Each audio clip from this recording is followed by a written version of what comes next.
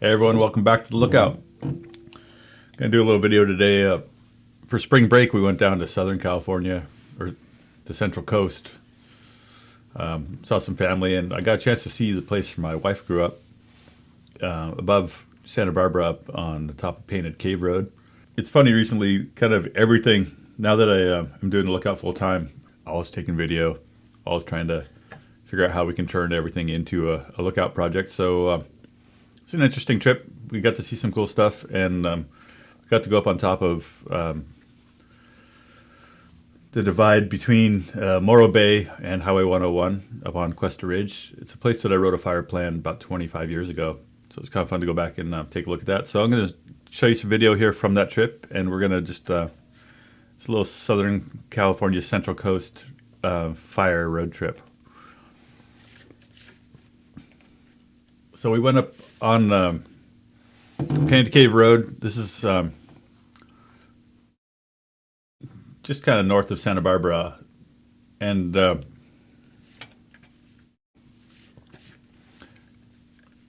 is the road that my wife learned how to drive on, and we're just gonna kind of speed it up here. I mean, there's lots of places in Southern California. There's lots of places everywhere that that have crazy access, but this was just extreme craziness as far as I was concerned, kind of from a fire perspective, thinking of trying to be up here, trying to make access into this area during an active wildfire, while at the same time dealing with people who are trying to evacuate. And my wife had always told me about learning to drive basically a stick shift on this road as a 15-year-old, and then driving herself to high school for the next couple of years in this funky little old Saab.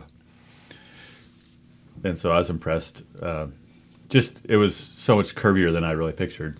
We got up towards the top, and the Forest Service was doing a pile burn kind of right below the community of Painted Cave. And we stopped and checked that out on the way back down. But this was kind of March, and things were consuming really well. So we'll come back to that. Onward, the road, now we're into the Oaks. A Chumash Indian tribe had firefighters out working with the prescribed burn. But this is the kind of thing that I kind of have nightmares about, is just these scenarios where these places that were built kind of with no consideration at all for fire, for fire access, for fire behavior, for access, egress, any of that.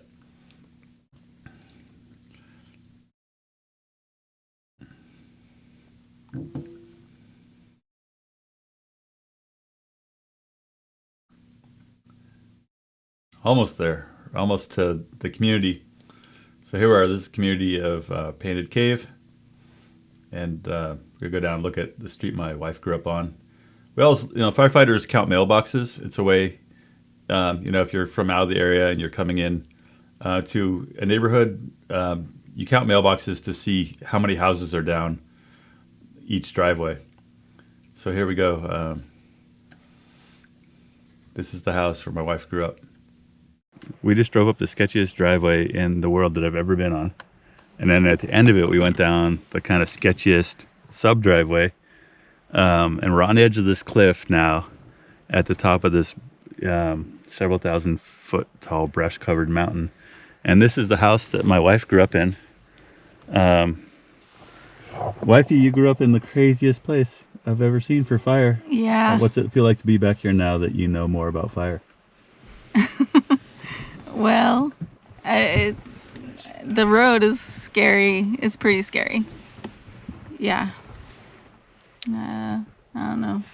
I mean, I feel like it's easier to get in a car accident on this gnarly one-way road than it is to like have your house burned down. But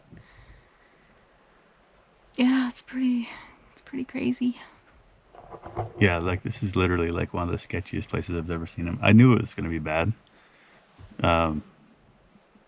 But this is crazy. I can't believe that.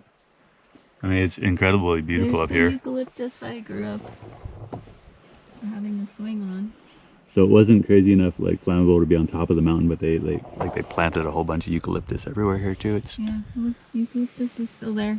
This is like a 100-foot drop to the next ridge, so it goes straight down there. Was that where when we came up the road, was this the one that was hanging right over the top of the road? Yeah, that's a couple blocks over. Dang. This is a crazy spot. What do you think, boys? Yeah, it's pretty crazy. Crazy road. Yeah, pretty intense. Can you turning. can you believe your mom learned how to drive on that road? Yeah. Yeah. Because she's just an intense driver. Yep. All right. Well, you want to? I grew up with people getting stuck. They'd come to the end of this road and realize there's no way to get out, so they'd have to come onto our property to turn around, and they'd get stuck. And then my dad would be like helping them get unstuck because the nearest tow truck is 45 minutes away. So this wasn't paved here. No, it wasn't paved. Yeah. So like now we got to back up here. Like we got to back like a quarter mile up the road here because there's literally like no place. Like you can turn around here. Maybe in a fire truck, but it's crazy.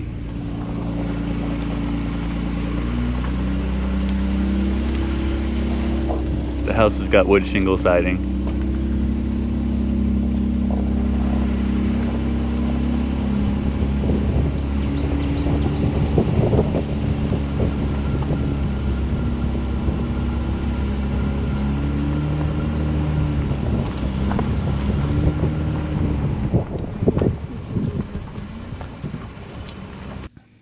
So I saw a sign when we were up there that Painted Cave is a fire-wise community. And I think that's, it's interesting, folks, you can kind of join a fire-wise community program and jump through the hoops and get a certificate. So folks there can get a certificate that theoretically helps them with their insurance. But there's some things about some of these places, the way that they're kind of built, that just makes fire mitigation kind of impossible. So when we look at where on the landscape this place is, kind of taking a fire's eye view, we've got this community that's basically at the top of these incredibly steep like cliffs surrounded with a heavy wildland fuel.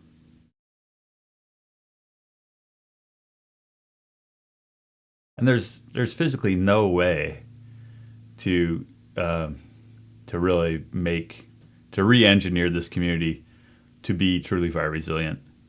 People wonder why they're getting dropped under insurance, and in a lot of places it's not really a big mystery. It's that you've got a place with almost impossible access, surrounded with some of the heaviest chaparral known to mankind. And a bunch of houses that are built in the middle of the brush with kind of fire resistant construction.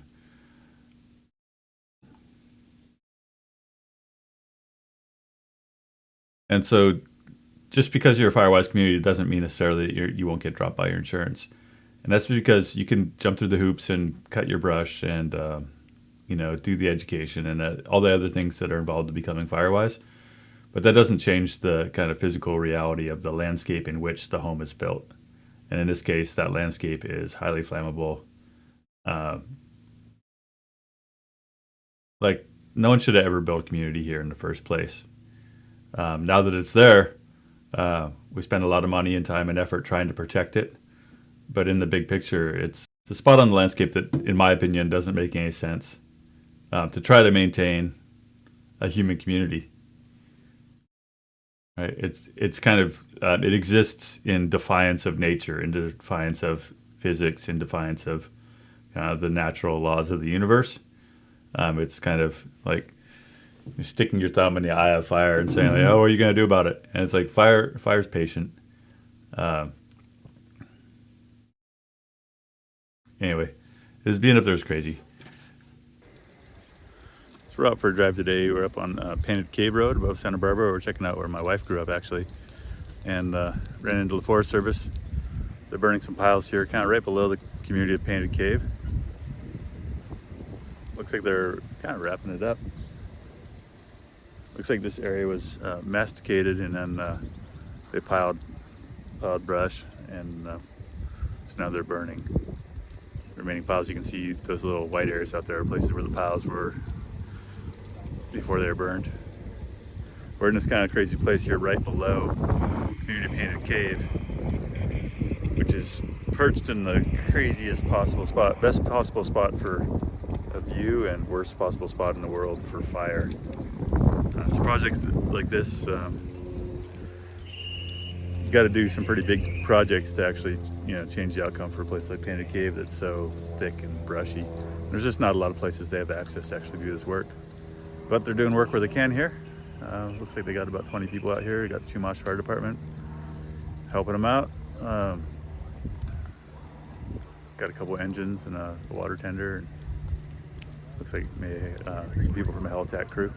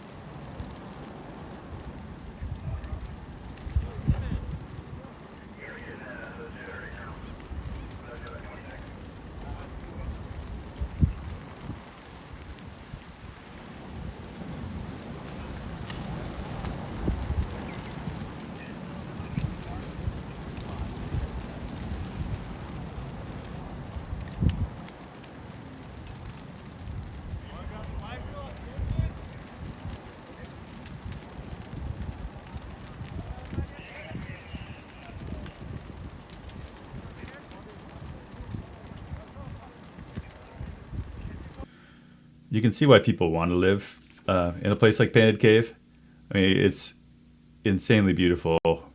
You're looking down over Santa Barbara out at the Channel Islands, and from your house you watch sunset over the Pacific Ocean, over the Channel Islands. It's truly a beautiful place. Truly like what many of us would consider living the California dream.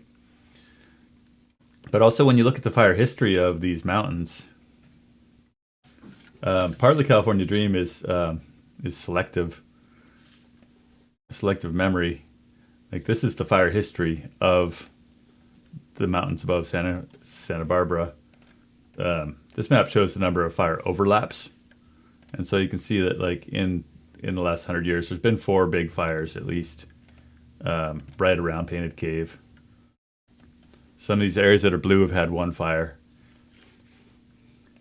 And so there's no denying that fire is like this really kind of baked in part of the landscape. So living in a place like this in kind of complete denial of that reality, or expecting that we can spend millions of dollars forever to make it safe to live in a place like this. I think the problem is just that there are so many places like Painted Cave. There's so many places, just about any place that's possible physically to build a road has got structures built in it.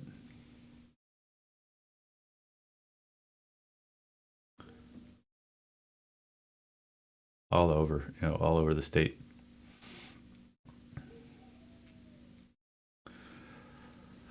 So we're planning a trip to Southern California for the Lookout in the next month. We're going to go down and stay in the hills in Hollywood, and we're going to ride bikes around, and we're going to look at more of this stuff if you think this stuff's interesting. From Santa Barbara, we rolled up to Morro Bay, and we went up and looked up on Cuesta Ridge here. This is an area, so like right at the top of Cuesta Grade, if you come out of San Luis Obispo and you're headed towards Atascadero, Templeton, Paso Robles, we went out here on Cuesta Ridge.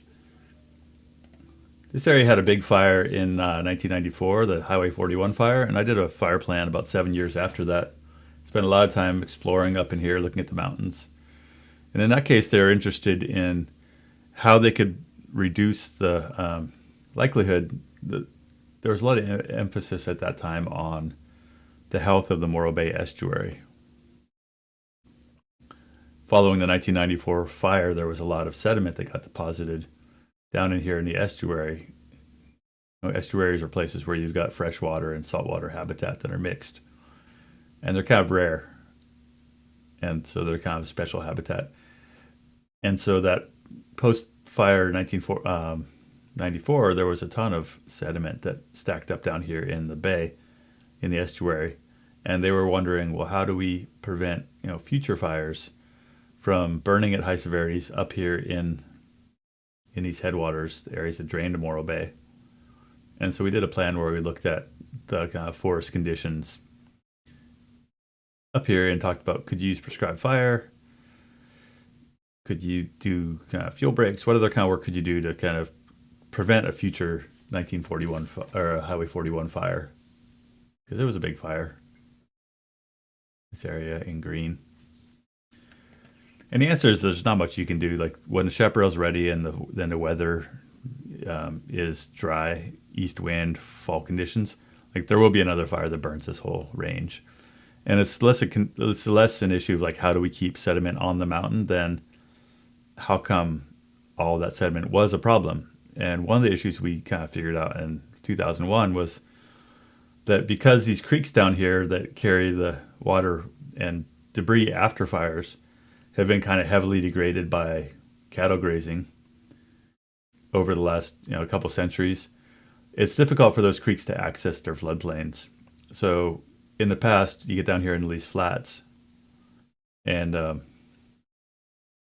they're flat because over the centuries, the streams have deposited sediment during storms. But now a lot of the channels are so degraded from kind of channelization and human development that it's no longer possible for these creeks to really flood the way they used to. So they're deeply incised into these floodplains, and meaning that they're like these little mini Grand Canyons that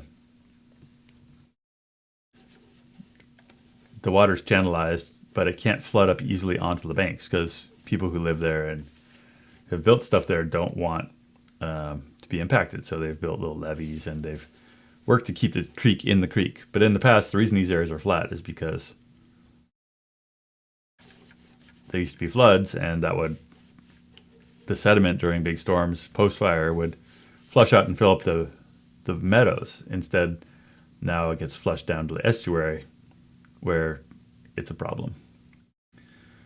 So I think one of those things that came from that project was that we have to kind of be careful which lens we use to look at the fire. If we look at fire-caused sediment as something that should be prevented, and we try to keep fire off the landscape, eventually we're going to have fire anyway. And in this case, it makes more sense to work on projects to restore the floodplain down here and allow the creek to have access to flood onto its historic floodplain so that sediment can get naturally deposited in the floodplain versus trying to keep it on the mountain in a place that is designed to have high severity fire,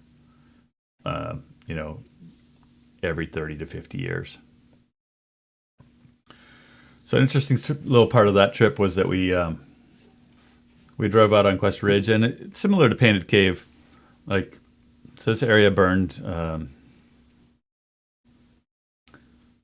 almost about 30 years ago. The difference here is there's just not many people living up on top of the mountain here. But so many of our places, so much of the geography in California is just that it grows vegetation extremely well. And so when we look at fuels management, like putting in fuel breaks or doing prescribed burns or other things to control the vegetation, it's always growing. And it's this perpetual, we've talked about it a lot, it's this perpetual challenge to try to maintain vegetation conditions, from becoming fire unsafe over time. So when I was working on this project 30 years ago or 25 years ago, there was work on cutting a fuel break up here.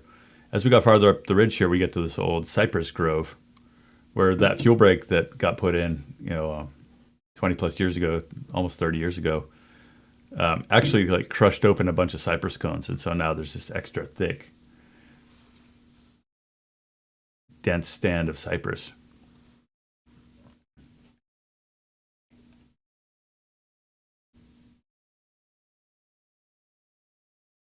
So eventually we got to this, our destination, the Cuesta Ridge Botanical Area. And it's really cool to be back here again. One thing I learned when I was up here in 2001 is just there's been a ton of research done here by students at Cal Poly in San Luis Obispo over the last 40 or 50 years on the fire ecology of the cypress groves. These trees require a fire to regenerate, so they haven't burned for 30 years, so they're super thick because they regenerated super heavy after the last fire. And we talk a lot about mitigating fire and trying to reduce fire hazards or places where you want to thin the forest to kind of keep from having crown fires. This might not be one of them because the ecology of this place is one of infrequent, patchy, high-severity fire. So naturally, we might just want to realize that, hey, there's going to be fires that happen here in the future.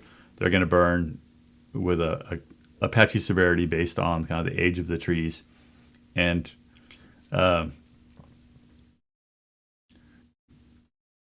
if we come into forest management with the idea that the objective is always to reduce intensity or make fires not be crown fires, we're actually doing damage to places like this that have a history of hot fire. Like the ecology here has evolved to infrequent but hot fire. And so we don't need to fuel break or thin the entire landscape to a condition that does not support hot fire just because places like this, that's the ecology.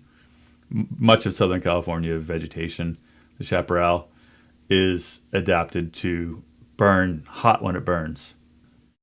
So looking at this botanical area, if we look back at the historical imagery, you can see that in the 1994 fire, there are areas out here that didn't burn, right? So we did have a hot burn that burned through this this landscape in 94, but based on kind of the time of day and the landscape position and where the fire was moving from, there's patches out here that didn't support that hot fire. And so every time you have a fire in these kind of dense cypress groves, you get these different kind of patchwork of effects. And there's actually some pretty cool research that was done at Cal Poly that looked at the age classes, where they went out and they cored the different ages of trees out here to figure out the kind of historic severity and patch size. So that's something that fire ecologists do, is they look at not only how frequently do you have a fire, but what is the kind of pattern of effects. So there's something significant here about having mixed what we call age classes, in that at any given time you've got a range of conditions. Even though this is all a cypress grove, you've got a range of conditions in the trees. That means that there's small trees that are affected differently than large trees. But historically, patch size is one of those things that matters to ecologists. And so when we look at the effects of individual fires, we're interested in seeing how that's reflected in the resulting kind of fire severity. Some people have wondered if this patch of rare cypress could get wiped out by fires, or what it would take to if you put fires out for the next 100 years, would this patch go away because the trees rely on fire to regenerate?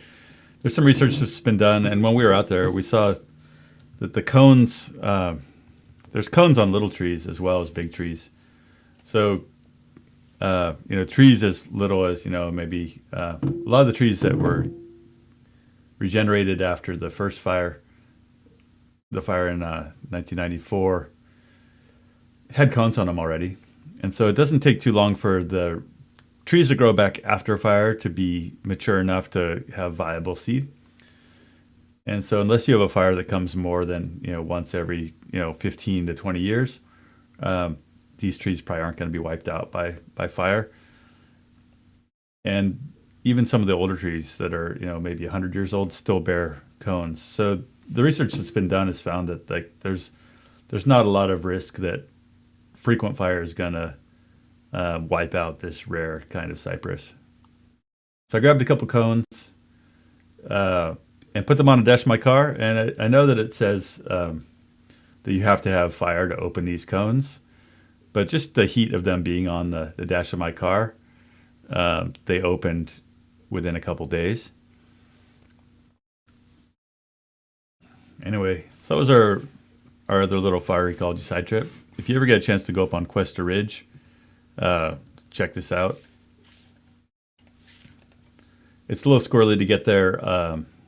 If you're heading north on 101, you kind of have to make this a bit of a little suicide turn into the parking lot. But if you're coming from the east, you just have to know where the turnoff is, and it's right at the top of Cuesta Grade, right here. It's right at Cuesta Pass. It's a nice pit stop. If you're ever traveling on 101 and take a little break, you can go right up here. You have these great views out